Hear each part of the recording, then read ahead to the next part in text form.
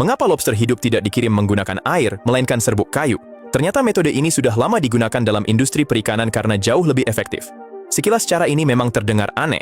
Bagaimana mungkin hewan yang hidup di laut justru dikirim tanpa air? Namun di balik metode tersebut terdapat prinsip ilmiah yang membuat lobster mampu bertahan hidup selama perjalanan, bahkan hingga menempuh jarak ratusan atau ribuan kilometer. Sebelum dikemas, lobster terlebih dahulu didinginkan secara bertahap. Suhu yang rendah membuat metabolisme tubuhnya melambat, sehingga kebutuhan oksigen dan energi menjadi jauh lebih sedikit.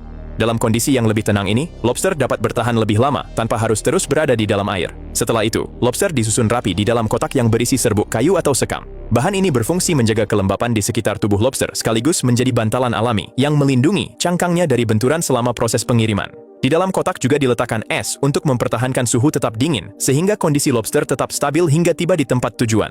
Mengirim lobster tanpa air juga membuat proses distribusi menjadi lebih efisien. Bobot pengiriman menjadi lebih ringan, biaya transportasi dapat ditekan, dan risiko air tumpah atau kualitas air menurun selama perjalanan pun dapat dihindari.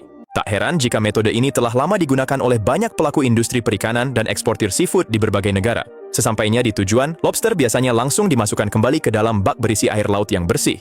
Setelah suhu tubuhnya kembali normal, lobster perlahan akan bergerak aktif seperti semula. Kondisi inilah yang membuat lobster tetap memiliki nilai jual tinggi karena masih hidup dan segar ketika diterima oleh restoran, pasar ikan, maupun konsumen.